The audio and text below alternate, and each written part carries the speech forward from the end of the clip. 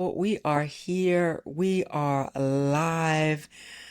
And thank you so much for hanging with me and rejoining me for this session of LinkedIn Live or Tech Intersect Live. Drop a hello in the chat if you are here with me. I'm going to move this over so that I can see your bright, shiny faces and your comments. And let us go. All right. So thank you so much for joining me today. It is Friday, January 12th at 5 o'clock. I forgot my own 5 o'clock beverage, but I hope you have one or a snack or some such thing. I'm staying hydrated. My plant's staying hydrated, and I hope you are too. We made it through, back up off the mic. We made it through the second week of 2024. Unbelievable. So congratulations to everyone who actually made it through. Not easy to do. 2 weeks down, 50 to go. We have one more day this year, but I think we still have 52 days. I think that's right. But anyway, I wanted to do this LinkedIn Live as a special, kind of combining a special tribute for the Martin Luther King Jr. Holiday, which will be this coming Monday, January 15th. We'll have it off, and it's important not just to have the day off, but to make great use of the time to remember so many of the principles of Dr. King, and particularly around economic justice. In fact, towards the end of his life, he was very, very focused on the Poor People's Campaign, bringing together all different hues and backgrounds of people here in the United States and even around the world, to focus on the fact that the overwhelming majority of folks were not participating meaningfully in the economic dreams, the reality of so many people that were bound together by this common notion of poverty or living below a standard to which we should all have some level of access just as humans. And so thinking about that reality, going through some of the teachings and the words, the speeches, and certainly the actions and the commitment of Dr. King and all those who worked with him in order to, make this dream, this American dream, a reality for more those who have been historically marginalized, both as a matter of laws, when you think of segregation, but even after segregation, to make sure that there was enough and as good.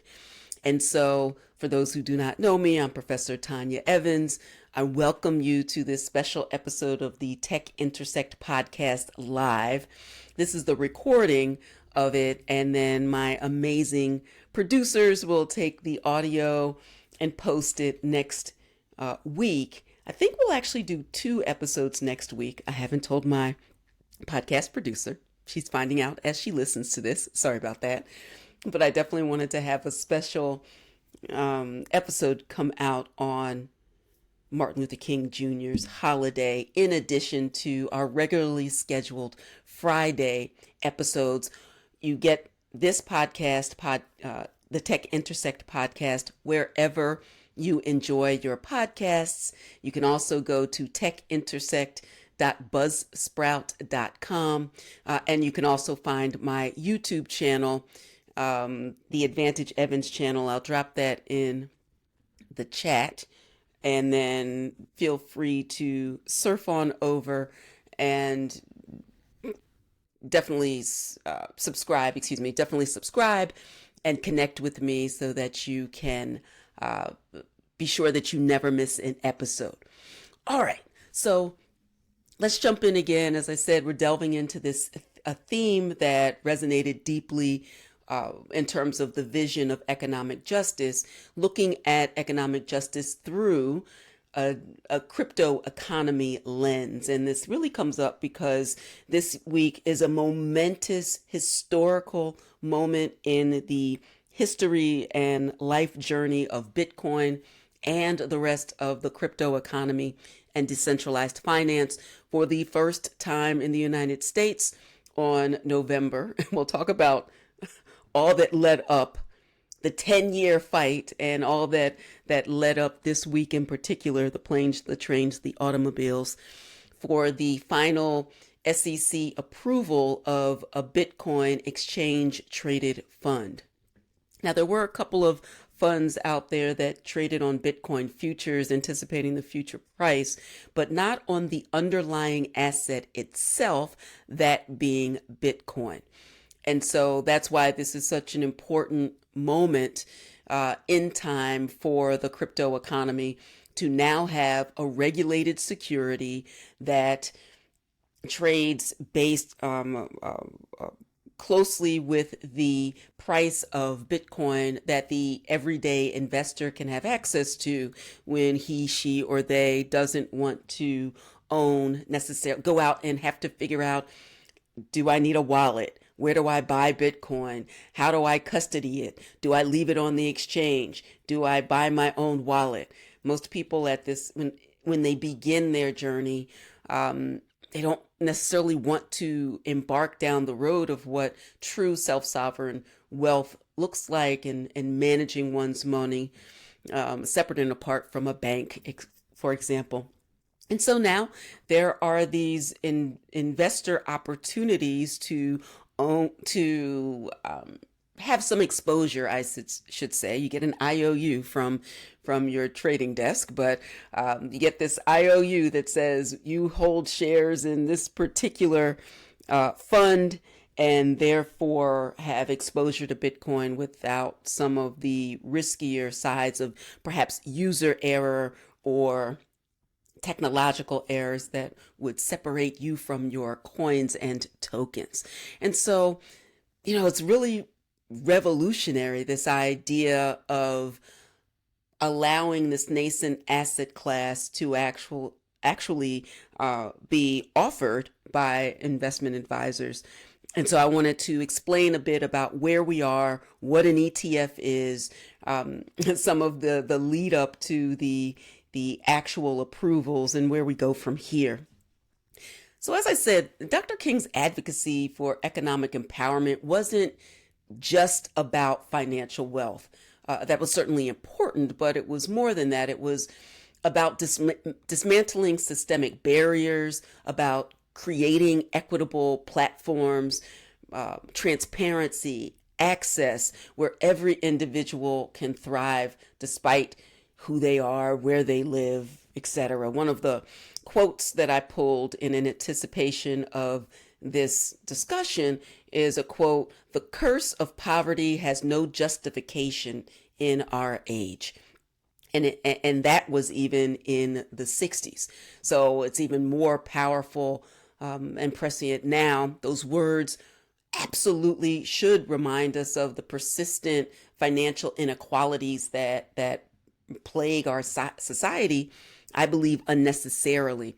And so today, as we navigate the complex world of cryptocurrencies, ETFs, digital assets, we find ourselves at this crossroad where the potential for economic inclusion is greater now than it has been in the past. But if you don't know that you don't know, or if you know that you don't know, but still don't know how to get started, I hope that this presentation, this discussion will buoy you and help you. All right. So if you're with me, definitely drop a +1 in the chat. I'm going to surf on over and make sure that I can see you and interact with you as well. There we go. All right.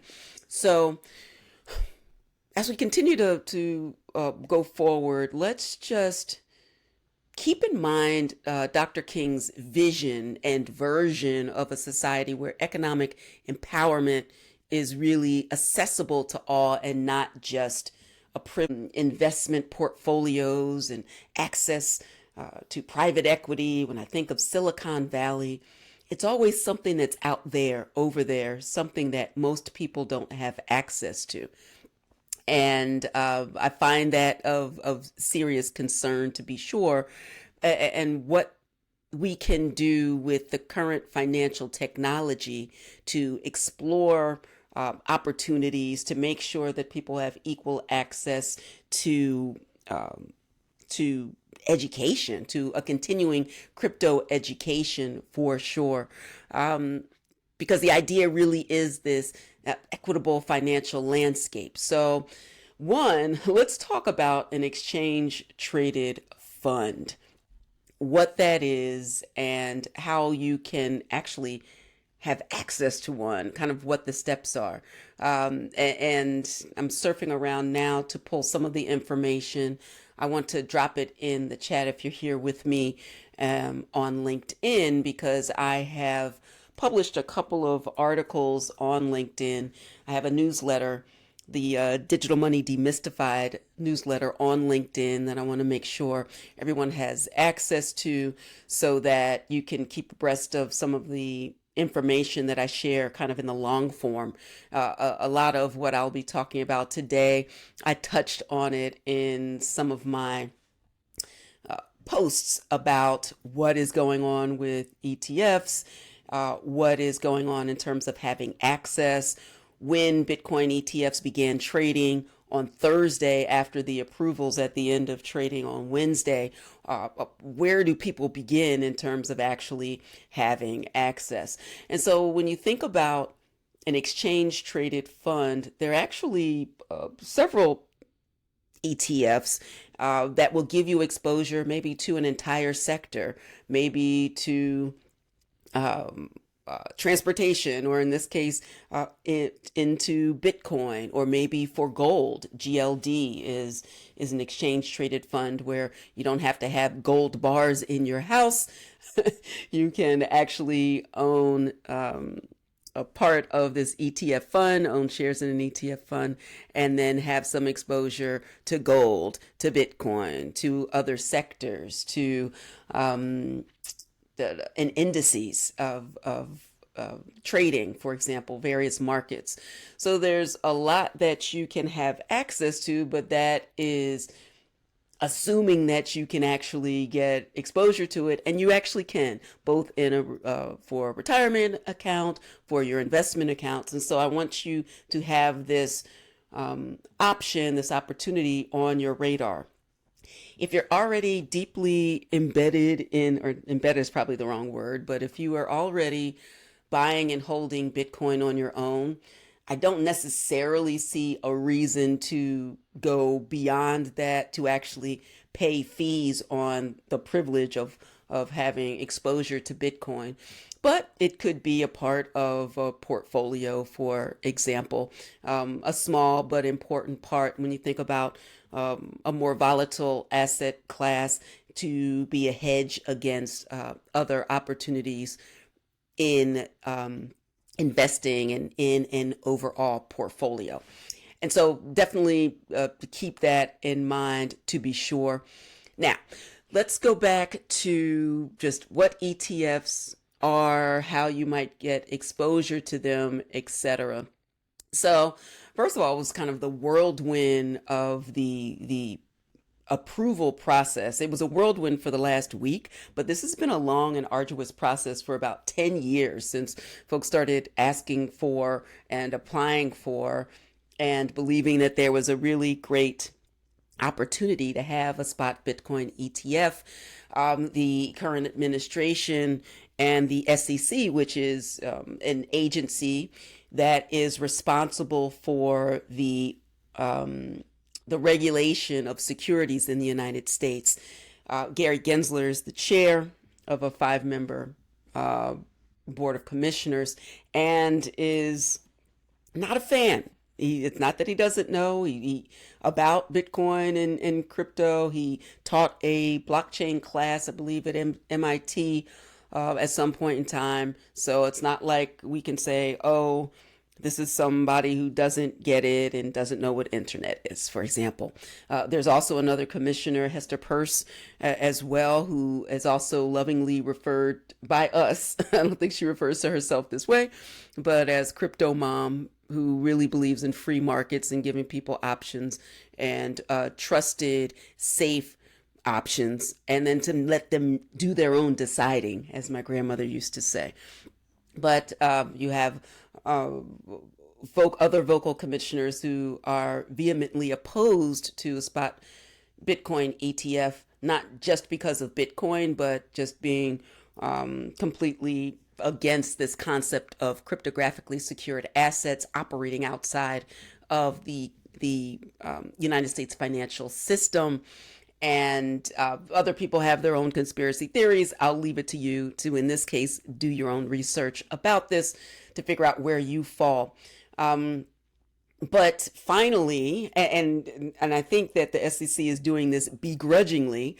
I know that because the SEC lost a federal court battle against Grayscale.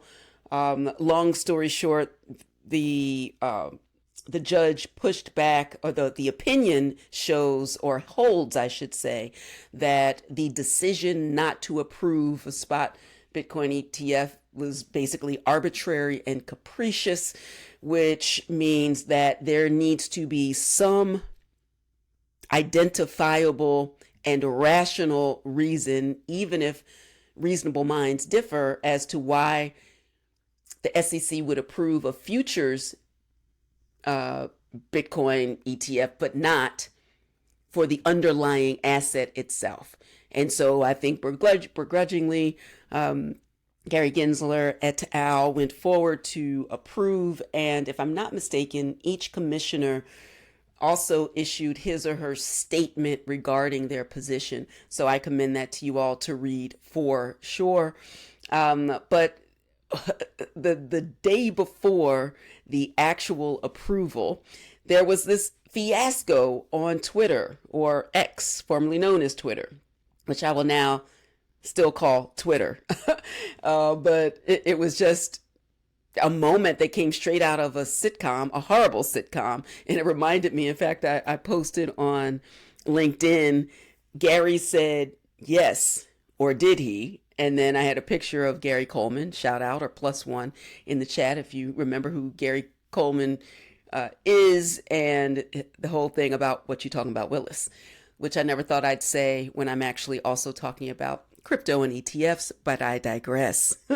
So as it turns out, there was a tweet that went out from the SEC Twitter account about approving Bitcoin ETFs, only minutes later to be countered by SEC Chair Gary Gensler, who clarified that the account had actually been compromised. Not hacked, but compromised. More on that in the days to come. There's this whole investigation. The tweet was a market mover. There was a lot of market activity that happened on the announcement, and then a sizable retraction when a retraction of the price of Bitcoin, and to some extent Ethereum, when there was this correction tweet that came out that said basically, psych, that wasn't us, not sure what happened, stay tuned, ETFs, a Bitcoin ETF has not been approved. And then the very next day it actually was. It's been a roller coaster. It's been crazy.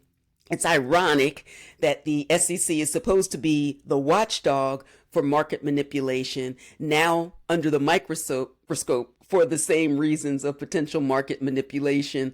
And the saga raises these questions about not only the approval process, which has given the green light to giants like BlackRock, Fidelity, ARK Invest, Grayscale, that used to have the Grayscale GBTC trust that has now been converted into an ETF. Incredible. So, and it was also really interesting that this was all happening the same week that Hal Finney, may he rest in power, who was instrumental in not just the development of, he wasn't Satoshi, but very instrumental in the development of Bitcoin and supporting the network and just a stalwart in the industry as a technologist. And so he's famous not only for the work that he did and the legacy that he left, because unfortunately he succumbed to ALS, I believe in 2014, but don't quote me on that date. But at any rate, he was extraordinary, and we should all thank Hal and thank Satoshi for the work. He has a tweet on his feed that says "still running," and that was on January 10th, if I'm not mistaken. And so that was showing that days after the initial launch of Bitcoin on January 3rd, 2009, then on January 10th, he tweets, "still running." So that's amazing. Iconic. I would even buy that NFT. Or I could just take a screenshot and keep it moving. But anyway, the fact that all of this is happening this week is iconic. And then I'm a numerologist in some respects as well. So the idea that we have January 11th, so we have 111, is also kind of a powerful day from a numerology point of view. So a fun fact.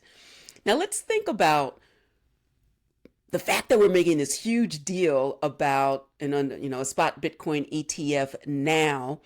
But what's fascinating is that other countries like Canada have smoothly, seamlessly integrated spot ETFs, crypto ETFs, certainly Bitcoin. If I'm not mistaken, they also have an ETH one. Don't quote me on that second point. So it begs the question, why this delay?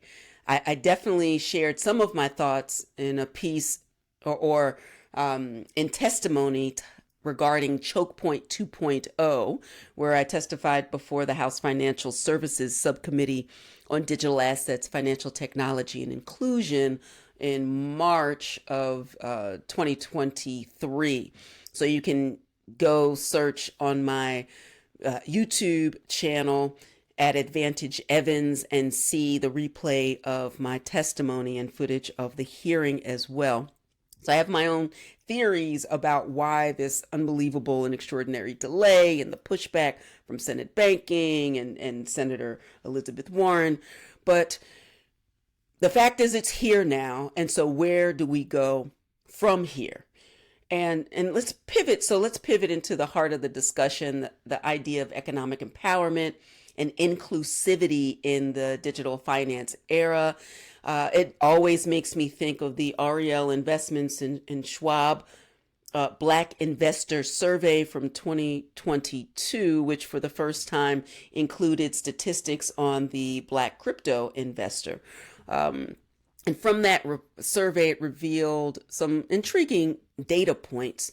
Now, I think my extrapolation of that data and kind of condensing it and coming to some conclusions about the power, the promise, the risks, but also the opportunities in crypto veer, I'm not going to say diametrically opposed, but we're pretty far apart in terms of what this means for Black investors and investors on a larger basis. But what I do know is that there's still a significant knowledge gap and also a stark underrepresentation of financial advisors of color, and also across the board of money managers and financial advisors, just a real lack of fundamentals in the crypto space. For so long, it was just too easy for them to put their heads in the sand and said, the government isn't involved, it's too risky, it's drug money, it's a fad, it's a scam, it's a crime. We still have officials in the government that are spewing this mis and disinformation. I actually push back in my book, Digital Money Demystified, to take the top 10 myths, debunk them or right size them. Also it's a quick read. It's an easy read. It's not a wonky book. It's not for the technologist. It's not for the person who has been deeply immersed in crypto since day one or an OG.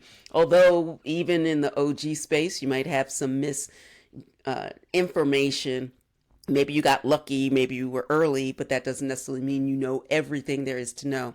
But certainly for new entrants or those who are curious, but also confused by the whole space, Digital Money Demystified is the place where you can start to just at least deal with the fact that crypto, the underlying technology and its reason for being is not to create, to engage in criminal activity. And actually, criminal activity is a very, very, very small percentage. The number one currency still used and preferred by criminals around the world is the almighty dollar.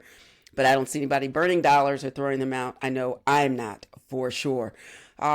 There's still this knowledge gap that we have to navigate. I encourage you to go to advantageevans.com, sign up for a masterclass, a webinar, an online course, a membership package, so that you can really start to learn, get the proper foundation, do it safely, legally, and confidently, find out all the other options and opportunities, not just as an investor or as a consumer, but as a professional, a legal and financial professional, as a business owner, as a business leader. What do you need to know and do to thrive in the new digital economy? And when back to the point of Bitcoin ETFs and inclusivity as well, we have to think about why traditional assets have not generally been either available or of interest in the same numbers in the Black community as in the white communities. When everybody wants the same thing of a family that does well, the next generation doing better, having a great education, a wonderful home, a life spending the time, not all day, every day, and twice on Sunday at work, but more time doing the things you love with the people you love, without having to make adverse decisions for your life because you can't afford an alternative, right? So it's interesting to me that the Black Survey Investor report revealed 25% of Black Americans own some crypto, drawn to its promise of financial autonomy, free from this traditional notion of banking systems and gatekeepers and redlining, things that have historically failed in the past.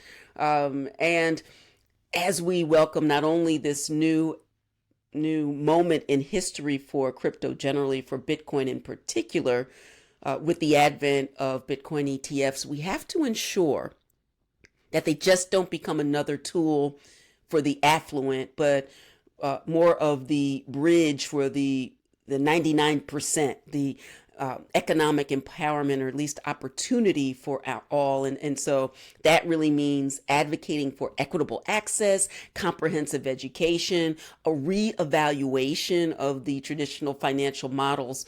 And that learning process is not just for investors, but also for financial and legal professionals. I know that I have reinvented myself in my life with my career as a tenured professor, as an educator, as a business owner, as an advisor, as a consultant.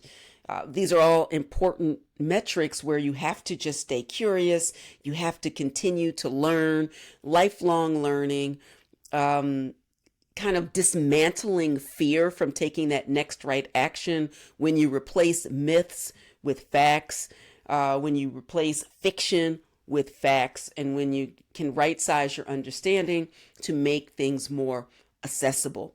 And so to kind of tie up this moment and this brief chat that we have as well, I want us to just realize that we are standing on the brink of this new era.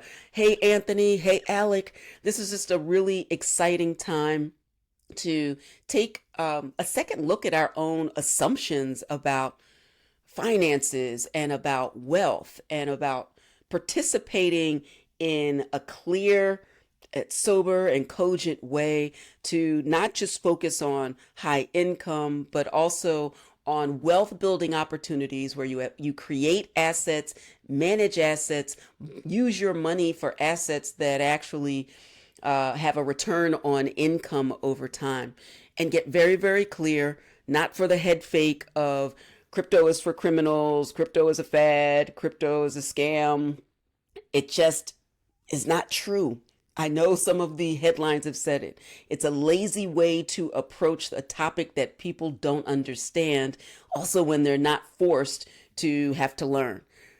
Financial advisors, lawyers, the next lawyers of the future, government officials have to figure this out. This is not a moment of, the future is now. The future was yesterday. We have a new future. We have a new opportunity. And whether you're an investor, you're a leader, whether you are an advisor, or you are a policy maker or legislator, we all have to come together to make sure that we also, as a matter of this country, can be in a leadership position and not falling behind in the same way we did, like with semiconductor chips, for example. We're kind of reinventing this same perfect storm for other for builders in this space, for startups, for those with ingenuity and innovation that want to take Web3 to the next level. We'll start leaving the United States and setting up shop in places like the UAE and Singapore and other places that are making the road less hostile, more clear, where you have this proper, just right sizing the calibration between the protection of investors or consumers, and also supporting an innovation that's not territorial because it's global. We need to have global conversations, and a global conversation includes everyone at the table with enough and as good. And I certainly think there are opportunities here. Now, again, if you're an OG in the Bitcoin space, I don't see you taking your Bitcoin out of cold storage, converting it to fiat so that you can then invest in a Bitcoin ETF. That's not a great move. This is not legal or financial advice, but I'm thinking that wouldn't be a great idea. But for those who are new entrants or know a lot but don't have the time to sit down and learn more about self-custody and the whole reason for peer-to-peer cash from Satoshi Nakamoto as described in the white paper, shout out to students who are on or will listen to this as well. We will be diving into that amazing white paper from Satoshi. So this is all right on message. I invite everyone to continue this conversation. I may even hop on Monday. No promises, but I might revisit this at another time on Monday as well. I want you to share your thoughts for this replay. Definitely follow my page as well. So link in with me on the LinkedIn. Definitely visit advantageevans.com. I'm going to drop that in the chat now to make sure that we preserve this information. Definitely visit advantageevans.com for a masterclass, a webinar, an online on-demand class, for membership opportunities, for consulting opportunities. I want to make sure, WAG we all gonna make it. And we, it means literally we, not the few, but all. And this is an opportunity that hasn't existed for a long time, where you have a democratized playing field to participate in programmable money, something that functions as a medium of account or a unit of exchange, but also a store of value. And that leads to power because it gives you options. So let's figure out personally and professionally what that option looks like for you. Continue to remember the words of Dr. Martin Luther King around economic justice and empowerment as we move into the MLK weekend. Figure out your service opportunities and figure out your next right step for meaningful participation in the digital economy.